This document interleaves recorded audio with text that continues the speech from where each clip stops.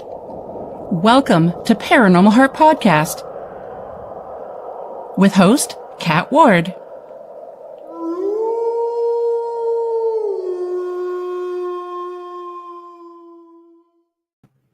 Welcome, my haunted hearts, to Paranormal Heart Podcast, paranormal talk with heart and soul. Tonight's segment is not live. Good grief, I have to get out of that.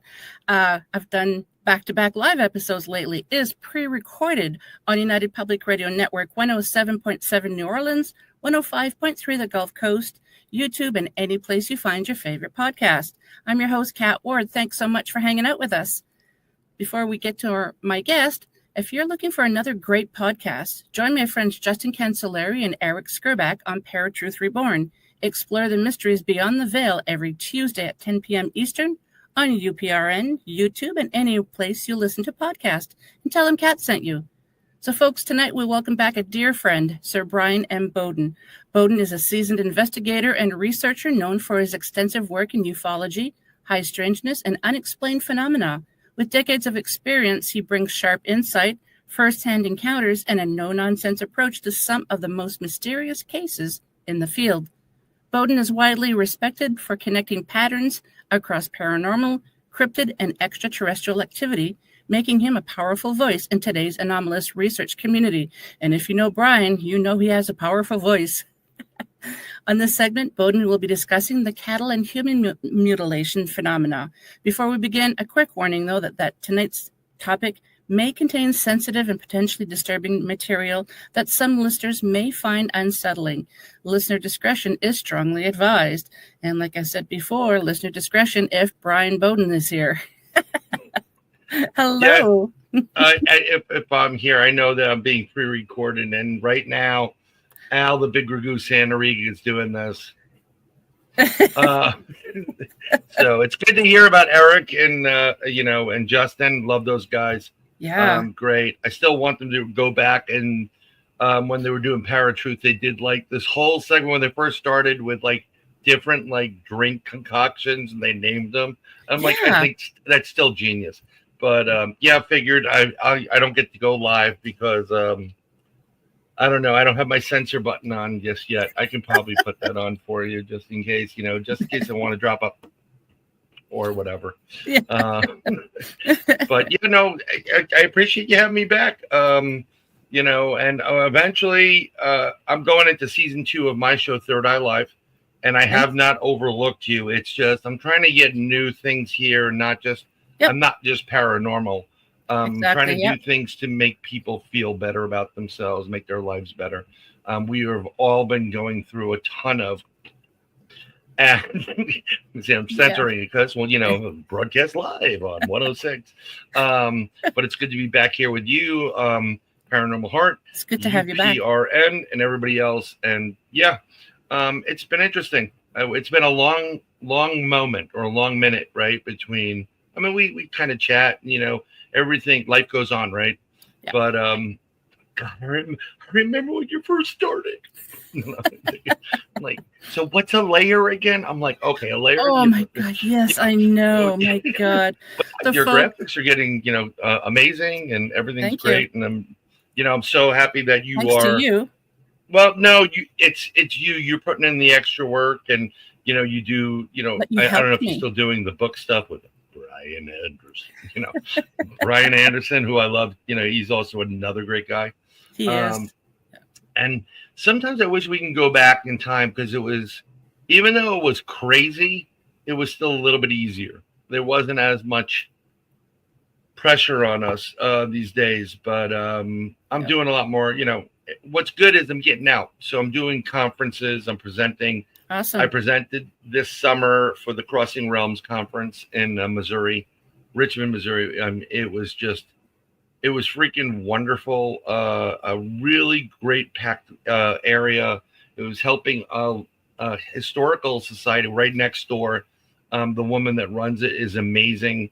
And, we were talking about, they're just helping them out, helping some other people out that needed some help. But what was really cool is, I met so many people that literally, and it blew me away, that came around the country and even from Canada, and they're like, I'm like, oh, they're like, oh, I can't believe I'm meeting you, and I'm like, I'm right here, because I was promising free hugs, but they said I came here to meet you specifically. That's I awesome. said, well, I thank you very much. So I wound up giving away shirts more than I sold my shirts. Yeah. But it's really nice. And when you resonate with people, like you have an audience and they resonate with your guests and what you do, it's just wonderful. And I appreciate everybody, especially because I don't think is it Thanksgiving, the same Thanksgiving, I think in Canada? No, we already had ours. Yeah. So it's just Thursday for you guys next week. Yeah. That's just Thursday. But, a lot of people don't stop to say thanks. They don't owe you anything. And I appreciate you asking me to be back on. Again, no one owes anybody anything. And I love when you get in some of these chats online and like, I'm trying to get you on the show, but I don't know if I'm like, just throw me some dates. And they're like, really? And I'm like, yeah. So it's like, I'm fine with it. I mean, some of the shows are a little bit,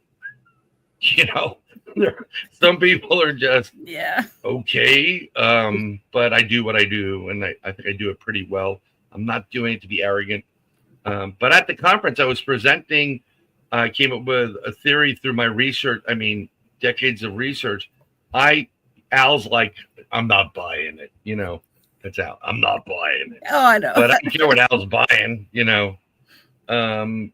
but I came up with a theory that the Dogman, which we all know that bipedal, ginormous looking, could be a canine, it could be, a monkey, it could be, a hyena, and a variety of different things.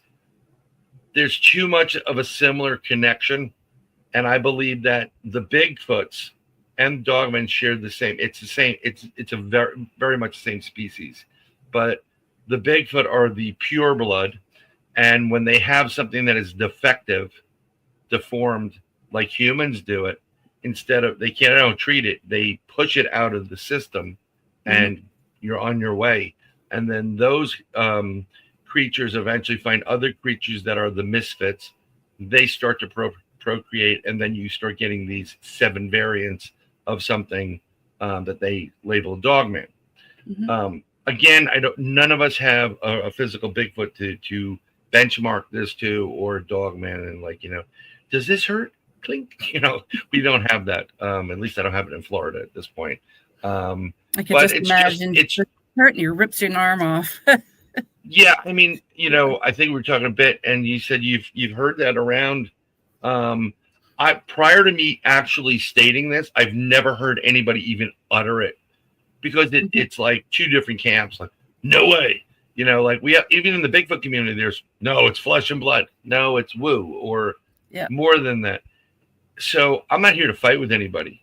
I'm just going for my own research, and I did this whole presentation. If you look up defects in humanity, the similar defects take place in the Bigfoot and Dogman line. So it is very plausible, and nature has a way of, always looking to survive. So that's one of the ideas. But it was great. What was really cool was when we left there, we went to, after that conference was over, we went down to Emmaus, which is like an asylum in the middle of nowhere where your phone goes to SOS. And you're like, this is how all those movies start, Let's hide in that building with all the chainsaws. So I was just tired, but we happen to have across the street from it, and there's like a whole bunch, at least a quarter mile or more, of wild plants and stuff. So we were staying in a small Airbnb. There was a bunch of us, and it was Krista from Blondes and Booze, Natalie Searman, and Paul Anthony from Paranormal Among Us. We had Greg Ogles, who's the filmmaker. He's great, Greg. We have Bigfoot Michigan Rob, and BMR was sleeping on the sofa, and I was sleeping in this big leather chair upright because I was worried I was going to snore. And I've heard about that. Yeah, and he was snoring. Like I got to sleep because I don't normally drink, but he had some, he got some beers in town. And so I was drinking a couple of them. And when you stop drinking, it's like you're a schoolgirl. Like, I just had one beer. What what's going on? So I got enough where I was easier to get into a sleep pattern. But by 1:30, it was just like, but what was interesting is when I woke up, we're sleeping in that living room area, and the doors to the left is a wall with a TV, and there's a window to the right. And my spidey senses kicked in, and I'm like, there's something in that window watching us. I just I kind of saw something quick because I went to get up, and it was super, super, but I have film we were being watched at one point. Mm-hmm. We did a tree knocks. We had responses between where we were staying and across the street. And the next day I had to leave because I was traveling back to Florida. I was driving. I wasn't flying. Oh. And Natalie and Paul went out to film a little bit, and no more than like 20, 30 yards from our cabin in the woods, they found a 16-inch Dogman print right about where the tree knock was. Yeah. So what most people don't realize is Dogman does very similar tree knocks and rock knocks as Bigfoot does. They all kind of mimic. So that was kind of interesting, to have that. But on the way back, when I was driving, I drove through the dirty South. I didn't want to. I wanted to get on a major roadway. So I drove through like Mississippi, and Alabama and into Georgia because I was staying in Georgia. And just before I got out of Alabama, eastern Alabama, into Georgia, I'm on a 2-lane road, a rural road, as opposed to a major highway. And it's just 2 lanes, one going, one coming. The side, there's no place to pull off. If you pull over to the side, you're going down at least a 15-foot, 30 degree, grade. So it was like, and if you get off the road, you can need a tow truck. So as I'm driving, I see this thing that flies in front of my car. It's super fast, but it was enough I'm always paying attention and alert. It sure as hell looked like a pterodactyl. No. It had the long beak on the front, the little on the back. It was weird. It was dark on the top, but you can see the top and the bottom. And the bottom was like a darker green into a black, but with these little spots, almost like a frog. Mm-hmm. And then what was really cool was the wings went out. And you know how wings usually, they have feathers at the end of it, like on a large bird of prey. Mm-hmm. This went into into that point. So it went from a thicker part of the body and then it tapered off into points. And I'm like, holy crap, I just saw a pterodactyl. And so I checked my camera. I'm still going through footage because it recorded every 3 minutes, but it doesn't mean in the time between it stops the recording and picks up again, even on a split second, it may not have caught it. Yeah. So I'm trying to go through and look. It was Let's super hope it did. Yeah, I doubt it, but a lot of stuff in the paranormal is caught by dash cams. So those are really, really great. But you want to talk about some crazy stuff tonight, so yeah. Yeah. Yeah, because I heard you on another show and you were talking a little bit about it, and I'm like, that's a good topic, and I asked you to come on, and thank you for accepting. My pleasure. We're family. So I'm going to come on. Yes. So the Butch Witowski used to be an investigator at a PA. He was a law enforcement. Great guy, Butch. No nonsense, fun. Yeah. He's a sweetheart, but he's tough as nails. Old guy. He passed away a couple of years ago. I know, it was sad. And him and I used to I get on the phone with him, and he's one of those guys. We just start throwing things out, and everybody talks about the cattle mutilations that we've seen. We've seen them at Skinwalker Ranch, where the cows are like part of their face is surgically removed, an eyeball, a lot of the sex organs, and and some of the meat, and there's no blood anywhere, no track marks, and on top of that, most animals, like birds of prey or whatever, that would literally eat roadkill and They avoid this thing like the plague. So we've had cows like that and sheep and some others. So it's the cattle mutilations. But around the same time, we continue to have it even till today. There's also human mutilations. And nobody, only Butch and I were the only ones who ever talked about it. No one's ever talked about it publicly on a TV show or anything until yours truly did it. I did it for that's the first time I heard about it. Yeah, I was filming for UFO Witness season 2. And the specific episode is season 2, episode 2. I'm at the tail end of it. But I remember sitting there and they rented me a whole lake house for a week. And I was like, nice. Oh, this is cool. I'm like, so who else is staying here? I'm like, no, that's all yours. We're going to use it as a staging area, and then you just stay here. And I'm like, you're nice. Kidding me, right? Yeah. So I wanted to call Al. I'm like, get some amps, get a keg, let's go. You know, whatever. So it was beautiful there, but I was being interviewed in the scene by Miss Melissa Title. She's from Gaia and some other, programs. Melissa's great. She's a wonderful human being. And we had a young director, producer there. And so it's Melissa and I opposite. It actually was about Bantam Lake and an event that took place at Bantam Lake, a UFO encounter there and some stuff. So when we're sitting there, we film, and I do things really quick. Everybody loves to work with me because they just get it done. I know what they want. Boom, boom, boom, done. And so the producer goes, he's behind me. He goes, wait a minute, I want to go dark with this. I want to get darker. So I stopped and I turned around. Melissa's facing him, and I turn around and I go, well, how dark do you want to go?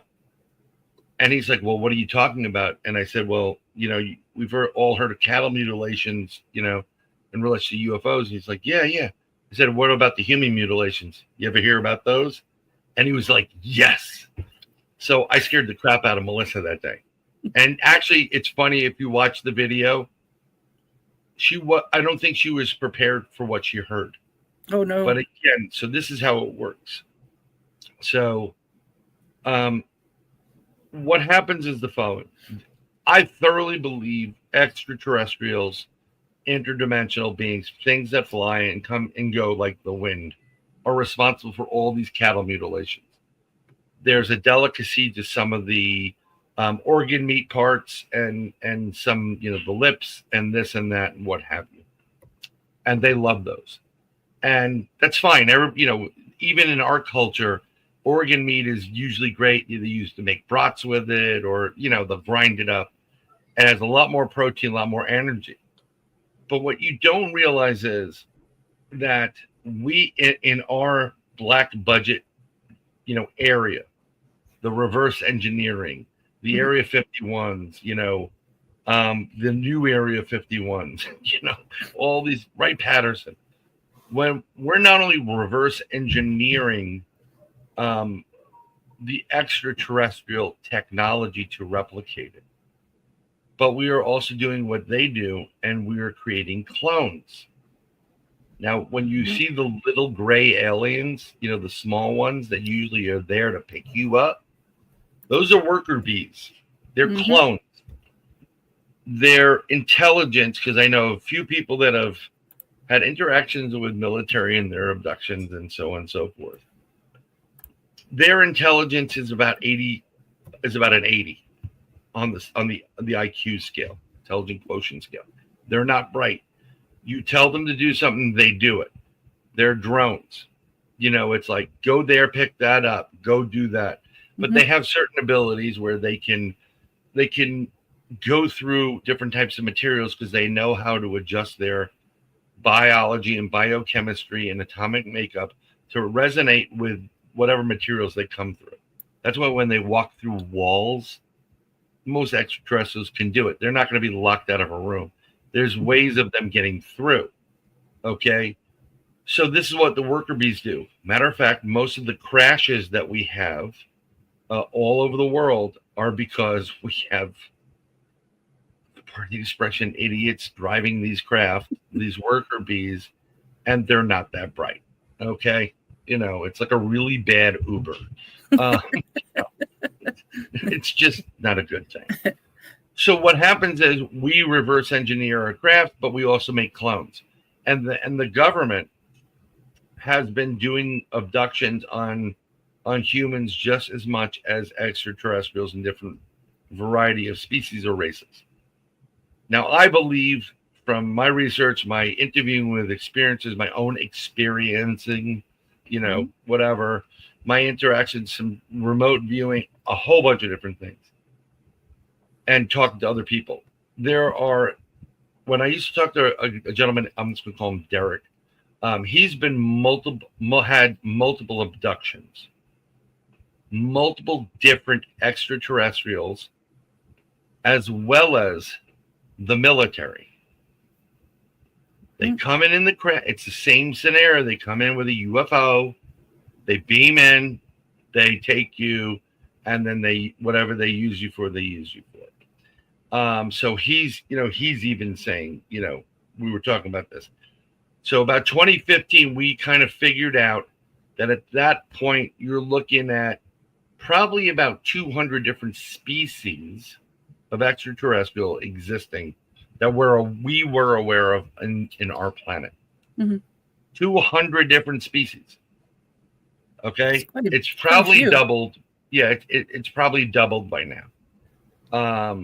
We have species that look like Ewoks, Chewbacca, Bigfoot, werewolves, you name it, light beings, half and halves. I mean, it gets really crazy what each one of these things can do, and besides the draconians, the reptilians, and whatever. So what happens is every once in a while, the grays, the clones, they go off the ranch and they have a taste of human flesh. There is a lot of species that think we taste delicious. Remember the show V? Oh, yeah. Yep. Well, consider that somewhat of a documentary. They're not kidding. No. There are species that love the taste of humans. Everything that walks, talks, and moves is food to something or someone, right? So these extraterrestrials, though, when they leave and they go off the ranch and they we're going to go get the car washed, whatever. I don't even know how they do it. All hell breaks loose, and then they usually track them down. But part of that process is they take and they do human mutilations, just like everything else. They'll, cut out surgically the genitals. They'll drain the blood. They'll take the eye socket. And this is what they do. And they don't eat like this. They don't put stuff in their mouths like, here's my mint, They don't do that. What they do is they take it and they rub it on their skin. And their skin has pores on it, and they open up and they get it. That's how they consume. So they absorb it. Yeah, they absorb it. And it mixes in with their biology and their DNA or whatever they have there. And then that's how it gets absorbed into the system. But for some reason, there's a good taste to it. Now, on top of that, you also there's a specific taste based on blood type as well. So, but there are also blood types like, wow, that tastes good, but we're compatible with it. We don't want to do anything with it. So they usually go for specific blood types as well to pull for biological reasons as well as for consumption reasons as well. And part of their process is they're the last of their races. They use us to do a science project where they mate with us. So I'm going to go back into science class. It was usually this 4 squares, right? Top left, top right, bottom left, bottom right. And it's alien to human. And when you mate, there's 4 outcomes. There's human alien, where it's more human than alien. Another outcome is alien human, where it's more alien than human.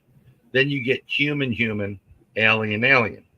So if you breed properly and you get the alien side, then you can continue your race with just alien. Okay. And then the rest of them, and this has been discussed with my friend Butch and I. We discussed it because I've gotten some information from other people who have witnessed a lot of people disappear and they don't come back, and they are sent into the grinders. And this is not this. You picked the subject matter that's. Oh, I know. Yep. It's really, really, hard for people. Like, most people are gonna be like, that guy's crazy, and I'm like, I wish I was. But this is why things get done. One of their favorite blood types, the reptilians love O's, whether you're positive or negative. Most extraterrestrial like O, positive, negative, because of the universality to the blood type. There's a lot more to it. There's a lot more power to that. They're usually higher up on certain things, and it works out well in everybody's favor. So they're not really consumed, but the reptilians will take O's in and then use them like slaves, because they're smart enough to do things, whereas some of the other blood types aren't as bright to do it. And that's where I was, again, Butch was doing a show with Lon Strickler, and they're talking about RH negative, and I was in the audience, and I'm like, it's not the RH that matters. It's the blood type. And, Lon Strickler, the way he talks, doing my Lon Strickler. He was like, well, I don't know about, Butch is like, well, I kind of agree with my colleague, Bryan Bowden. And because we've had this conversation before, and we've gone through all the possibilities with it. And then we interview people that had been abducted, and the ones that, some that have been regression. I don't like the regression ones as much as the ones that slowly their memory and recollection comes back to them, because their constitution has risen to a level that they could understand what's going on and their purpose. Some people, like, you take them on a craft and they're reptilians there. I'm like, these are your children. They're going to be like, get me the hell out of here. They're not going to be able to take contact. Yeah. So basically, when we're talking about cattle mutilations, in human mutilations, same process, same food type of concept, but they cover up the human mutilations quickly, because that's the really scary part of ET contact. And that's why, that's what it is. I actually think Dovlov Pass in Russia, those kids. Yep. I think it was a case of them being eaten by some form of extraterrestrial or being, because there's certain characteristics to the missing body parts, and it matches human mutilations.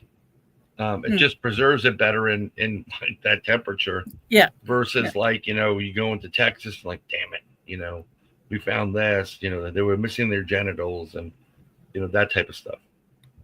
So. Yeah, it's been stored in the freezer. So. Yeah, it's right place, wrong time, or right place, right time. I mean, depending on your perspective, it's like, hey, let's stop over here. We'll pick up some. Oh, look, people, and you just pick them up. But it gets into a really, people fantasize about some of this stuff way too much. They think it's Star Trek. Okay. Yeah. You know what I'm saying? I don't believe. I am one of the few. I'm not stopping you from believing what you want to believe in, but I do not believe in a galactic federation. I do not.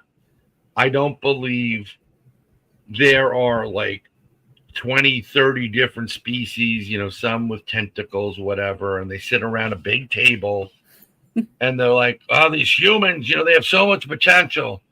We really need to do something before we do this. Who wants Chinese? I don't, Italian. Okay. I just don't see them doing it. And I think sometimes what happens is people get on kicks, something resonates, or they want to be part of a crowd or something, and they jump on certain things, and then they'll talk about the Galactic Federation. And I don't believe in it. I just don't. I have not had an experience with anything, be missing time or encounters that leads me to believe that. I haven't had it in real life, like we're talking right now, in when I'm at rest and I'm, recharging up to source, going back to the Akash record, doing my upload, getting my downloads, having those dreams or experiences, two separate things that take place. But that's their cross to bear, and that's how we get cults. I was dealing with someone the other day from a cult. No way. Yeah.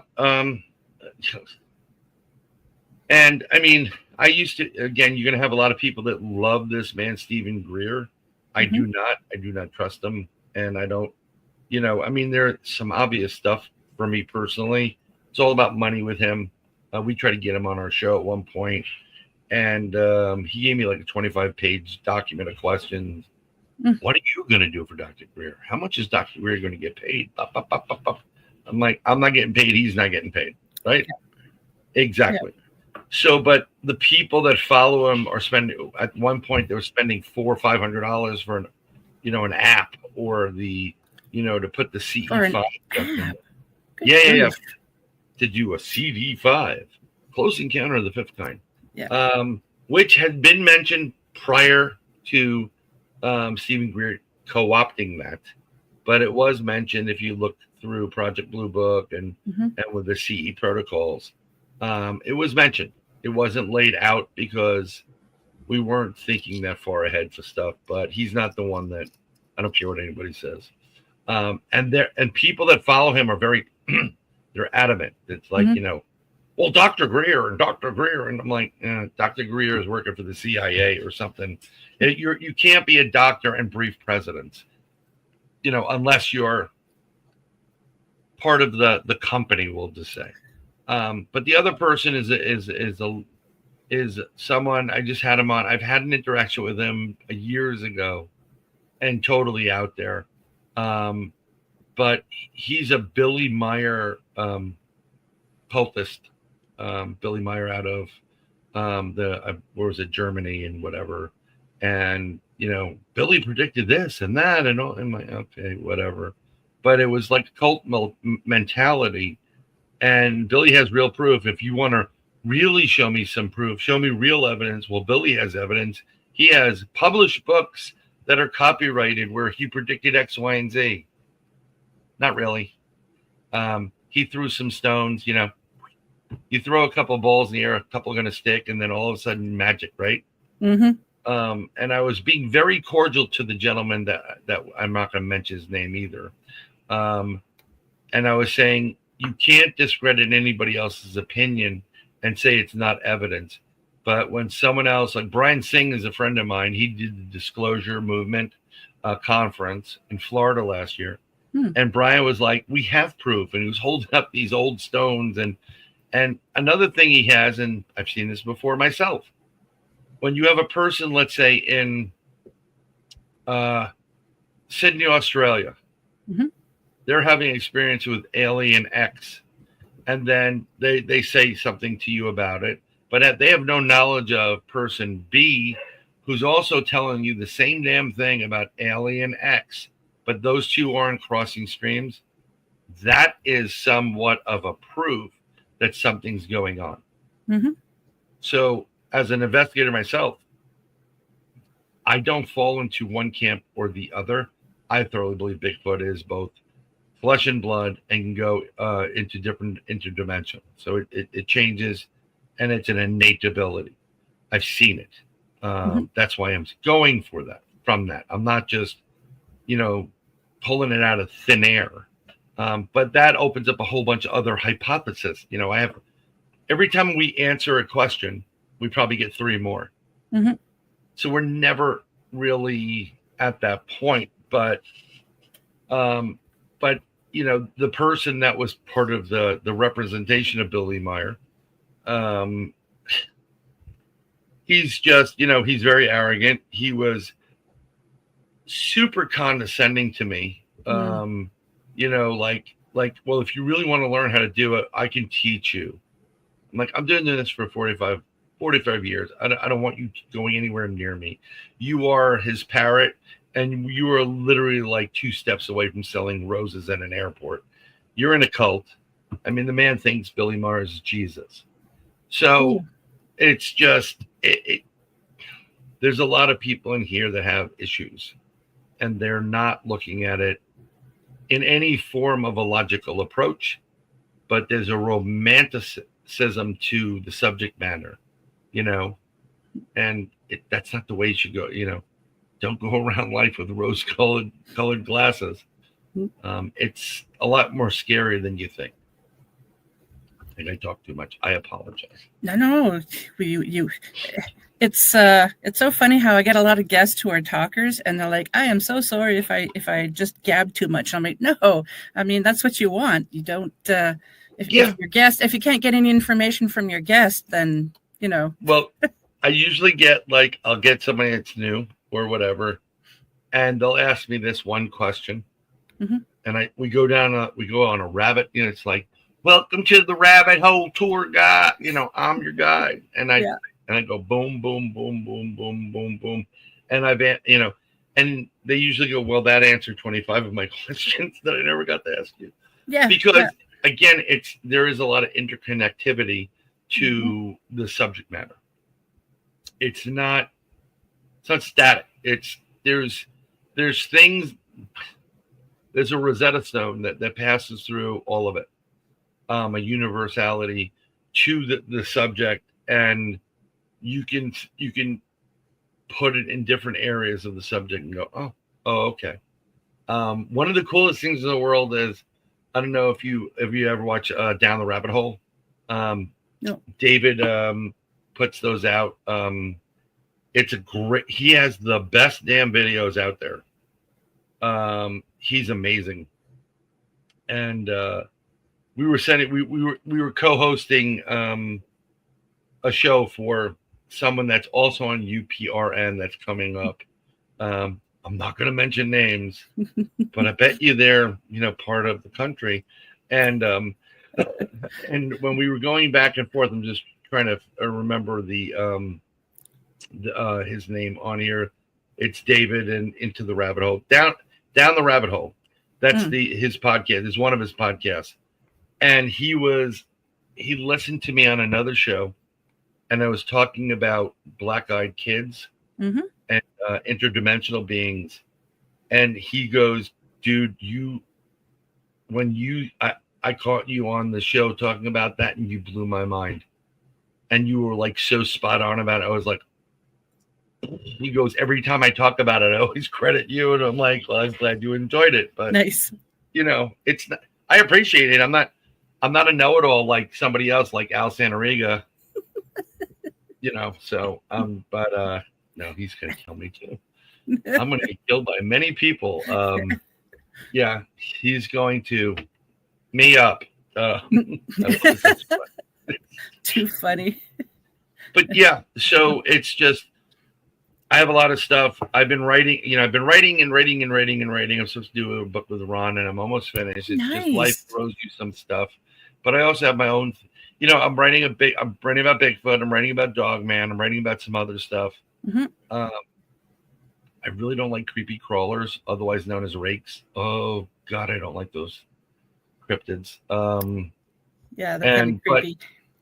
Yeah, they're actually aggressive and dangerous and something. Okay, so we were talking about this before, and I was like, if you have Bigfoot on your property, if you have Bigfoot in an area, you also have Dogman.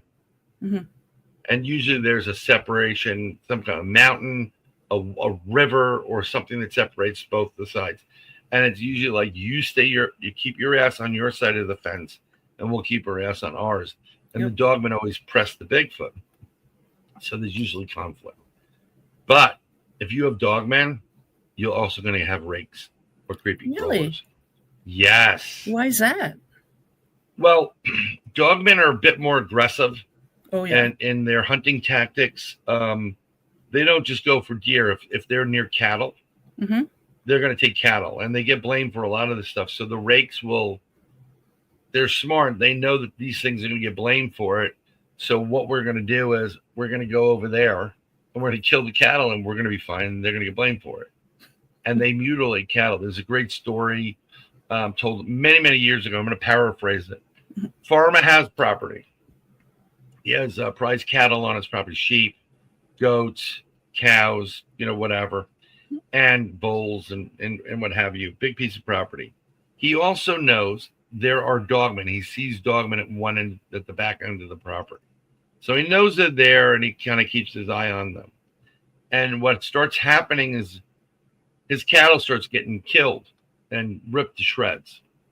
Mm. So that the farmer's like, I'm gonna go take out those dogmen. Those dogmen are up to it, whatever. So one night when he's searching the property because he heard some noise there, he's approached by several dogmen, and they're like, with their hands up, knowing, don't shoot us. We didn't do this. We didn't do any of it. You have rakes on your property. It wasn't us. And it turned out he saw rakes on the property over time. It was like, oh my God. So there is a big difference.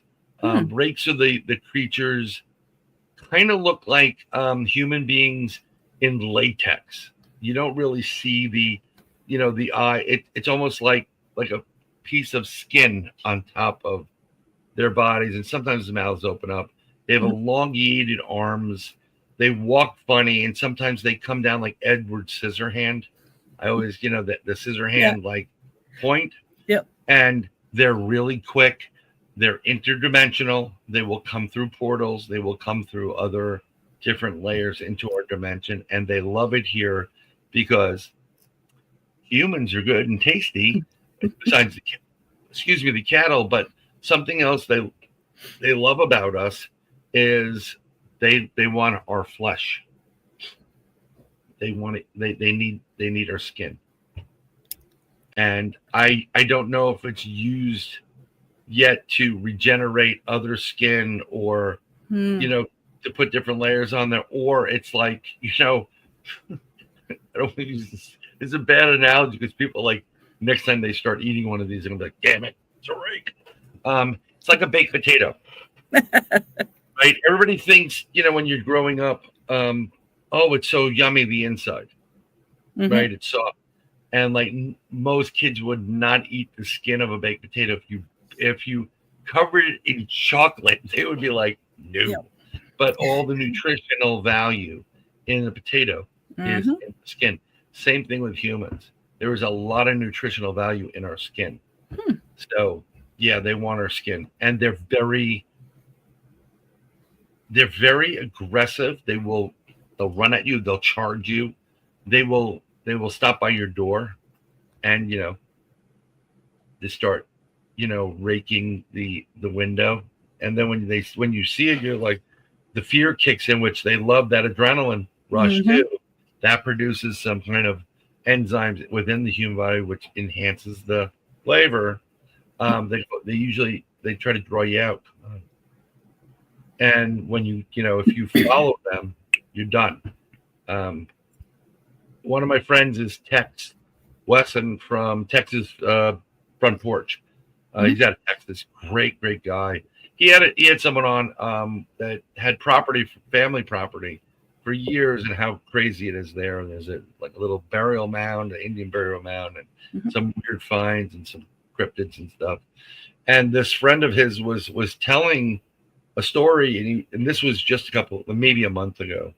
When he was like 13, he goes, I used to we lived in that property, and I used to have this thing come to the window and scraping at it to get my attention. And I'd see it, and it's like dark gray, and you can't even see the eyes. And it did have like a little slit in the mouth, and it would sit, talk to me and come, because they can communicate both vocally as well as telepathically, and it scared the hell out of him. And of course, his parents don't believe him. It is what it is. But when it was his, I think, 13th birthday, he said, and there it is. And he's like, I'm done with this. I don't want to live in fear. His dad kept a loaded Mini 14, couple hundred rounds in it. Nice gun to have in the house. You're in the woods, you need some protection. Mm-hmm. He took that thing. He went out, and he said that he felt like this thing got excited that he was coming outside. Because once you get out of the home area into the outside, now you're on their area. Bless you. Thank you. And no problem. No need for no manners. So he comes outside the house and he turns. It's all one level, and he turns to where his window is. There it is, and he opens fire on this thing, point blank, dead. Putting a couple hundred rounds in it, and it starts running away. And he says there was this liquid that was coming out like blood, but it was black, like oil. So he unleashes like a couple hundred rounds at like the 1 a.m. Dad comes out. What the hell are you doing? Yeah. So Dad's pissed.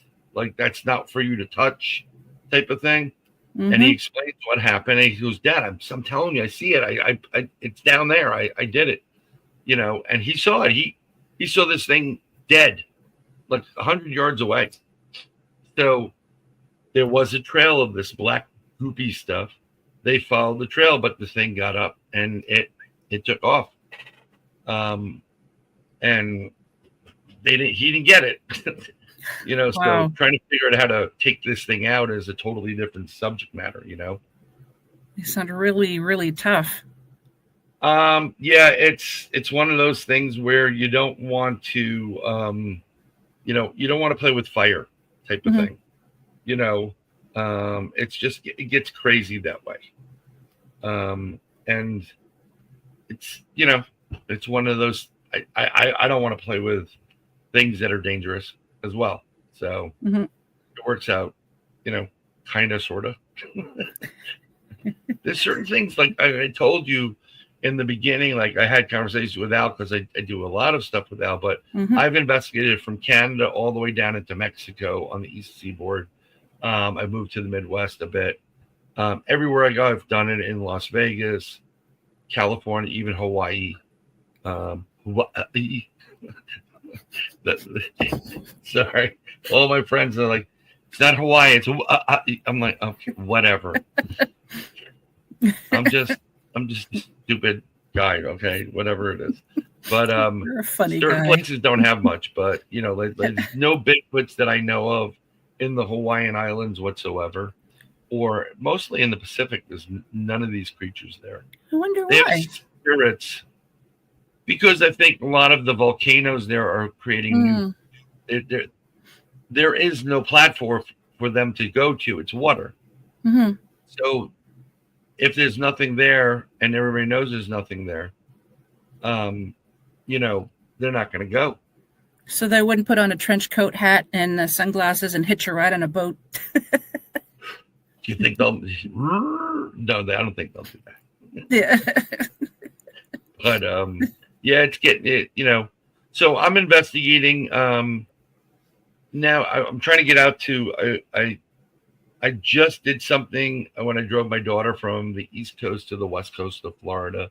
I've gone to some very big Bigfoot areas, and I purposely take some of the side roads because the best equipment you can have for a Bigfoot to capture one is your dash camera. Really? Yes, really. Well, I guess it's on. It just works really, really well, and it's one of those things where they can't see the infrared at that point. Bigfoot can see infrared. It has 3 different tapias. So depending on daylight, dusky, and then the dark. That's why it sees in the dark. And here's a great example. Everybody had those baby voyeur monitors, like monitoring your kid. And then they get really freaky when they start talking something in the, what the hell's in the room? Yeah. Get out. You want to play with me? You know, it gets a little weird, but it's pitch black. If I go in that room and I'm like, it's pitch black, but if I'm looking at the monitor, there's light there. That's the ultraviolet spectrum, UV, and it's it's the red on your camera. It's the night vision thing. They see that. Dogs see it. So if you had a camera and you wouldn't even need the flash because the camera would pick up the UV light. So the only way, so when they see those, all these people like, I'm going to put a trail camera up here, Bob and Joe, Jane Hick, which I live in the dirty South, we're going to use some trail cameras, try to catch this Sasquatch.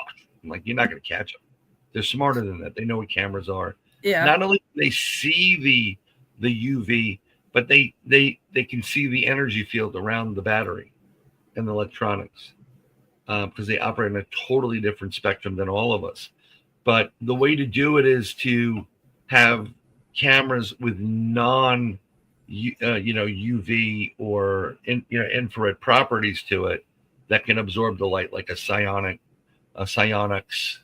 night vision camera, which somehow gathers the light spectrum in, or true night vision. We were playing with my buddy Stevie Strings. He's Creature Man research team, filmmaker. He's on the west coast of Florida, and I'm part of that group now. And he's got the coolest camera ever. It's better than any FLIR I ever see. Really? You can see over a mile, crystal freaking clear. Records audio and video. And that must be a pretty penny. Well, it was about $3,200, and it's a different manufacturer. Actually, I don't really like FLIR personally. There are other optics that are much better than that, and I would love to buy one, but I can't justify it at this point. Yeah. And that's why I need my own TV show, so I can say we need a $70,000 FLIR drone.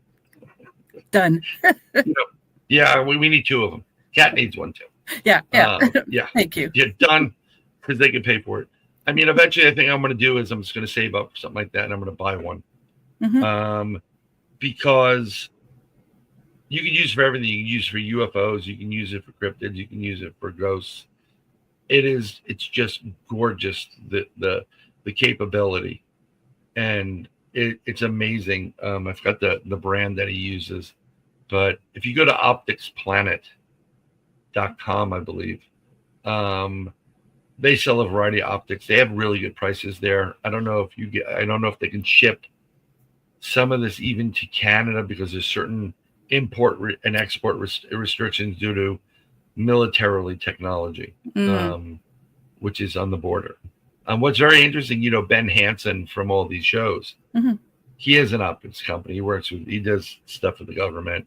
He has his own optics company and has FLIR and first, second, third, fourth generation of night vision, which is amazing. I have a camera here someplace. I bought a Sony. I want the A7A, I think it was, but I bought like the 6, which was like $4,000 less than that one. It was under, nice. Way under $1,000. Yep. But again, this is what I do. This is what I love. And I love getting into situations. I'm doing another conference, actually. I will tell everybody. January 31st, I will be in. I'm going to do a presentation actually on UFOs and extraterrestrials, just showing some of my old footage of what I have. But I'm doing this because Greg Ogles, who is the independent filmmaker, he's having a conference, and it's January 31st. It's presents The Vanished. It's his movie. It's going to be the premiere for that, but he's also doing a Paracon. And what's really cool about it is it's It's like $17.75 to get in US. So I think in Canada, what would that be like? That would be under 30, right? It'd be like $300. No. Well, if you convert it out, yeah. But if you're a military veteran, or active or veteran, you pay $5. So, wow. Yeah, and kids under 12 are free. But it's taking place in Alabama, and let me just find the actual name. I had it because it was open, and I'll tell you where it is in the conference. But it's going to be great. There's going to be Natalie Smearman's going to be there. There's a lot of people that you know and love in a variety of different communities. But this is going to be at the Gardendale Civic Center, 857 Main Street, Gardendale, Alabama, 35071.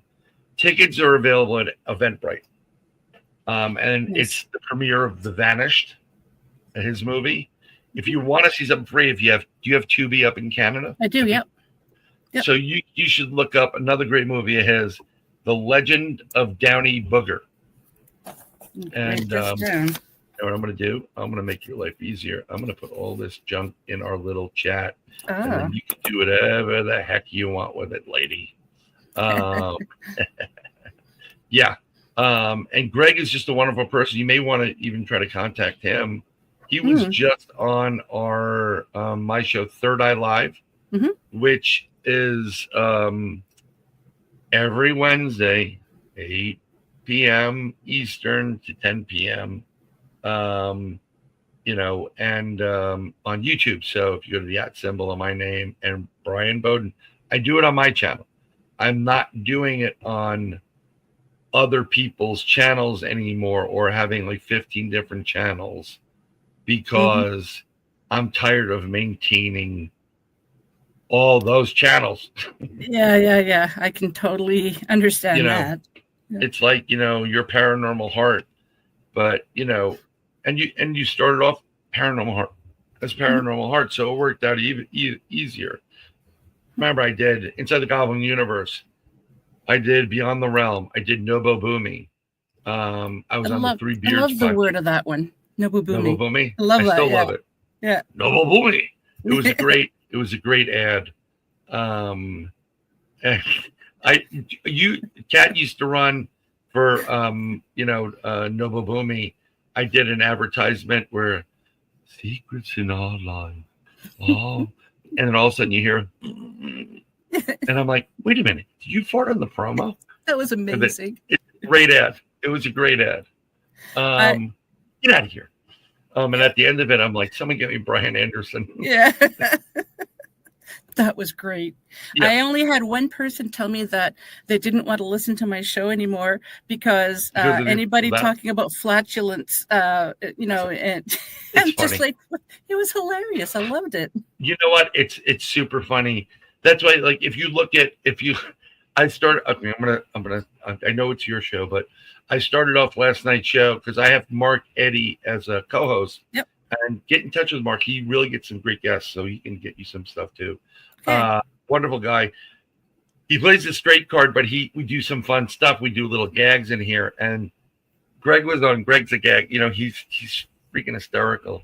And I'm sitting there, and my music goes off because I have a song from Andy McGrath is my first song. And then my second song is my Bryan Bowden entrance music, my rap. And it starts off, I'm a mother unicorn, a 101, whatever. So everybody's now going unicorn song, which is great. Because I was toying with it, and I did put the censor in there. But so when it started, I was like, I got to start off a little bit. I need some comedy. So I'm just nonchalant, and I'm like, well, we're live. The music stops, and I'm not even paying attention to the camera. And I'm like, well, you should be thankful it's only just a couple of penicillin shots. What did I tell you about going to truck stops and meeting women? And I'm like, oh my God, we're live. Okay, hey everybody. Yeah. No. Let me tell you something. I want to have fun in the process of doing my show.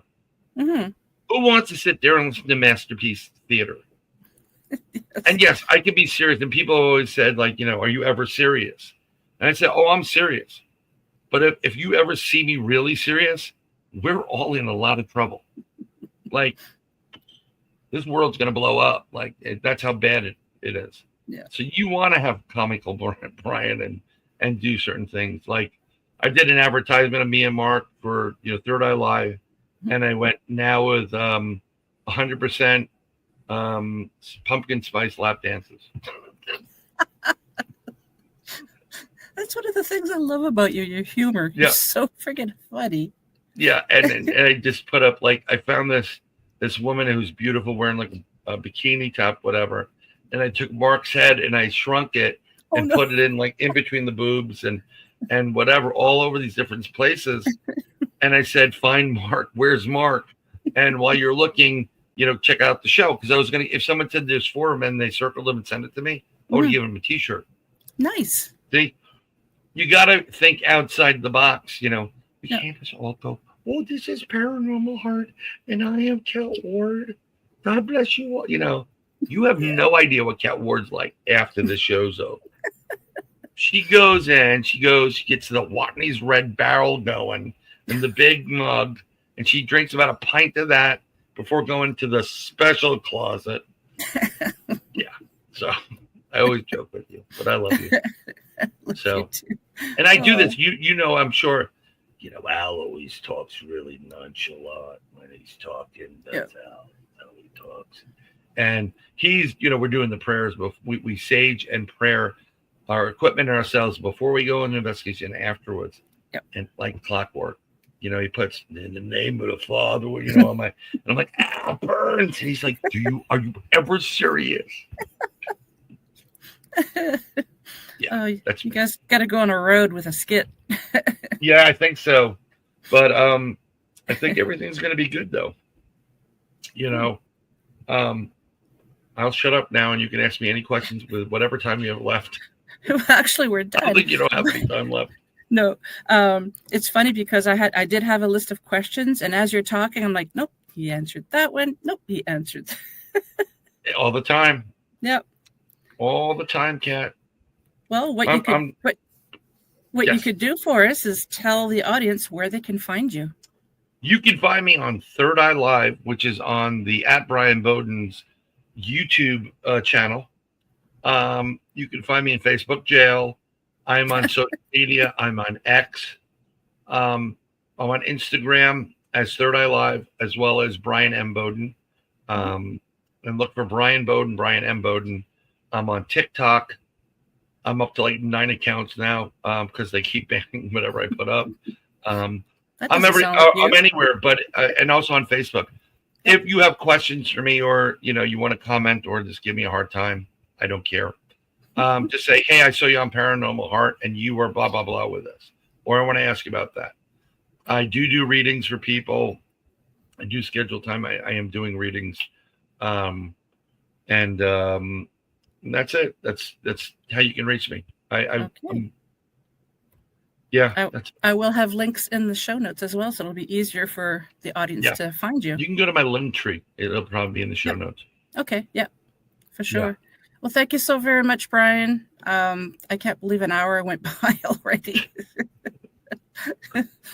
Well, this is how we roll in this world, and I kind of follow the philosophy of Galaxy Quest. One of my favorite movies now. It's been an hour. Yes. Michelle's gonna have to speed this one up or slow it down. One of the Yeah, right. Sorry, Michelle. Well, thanks again. If you have a couple of minutes to chat afterwards, I'll say my farewell to the audience. Yeah. Bye. Okay. We'll see you in a minute. So a huge thank you to my special guest, Bryan Bowden, tonight, and to you, my wonderful audience, for tuning in. I also want to thank UPRN 107.7 New Orleans and 105.3 the Gulf Coast for carrying the show. And if you enjoyed tonight's episode, please like, subscribe, share, and comment. It truly does mean the world to me. And if you'd like a little piece of Paranormal Heart to call your own, you can grab some podcast swag, like this mug. Again, if you're watching the video, you get to see what the mug looks like. So just email me at paranormalheart13@gmail.com. Until we meet again, take care of yourselves and each other. Sending you all much love.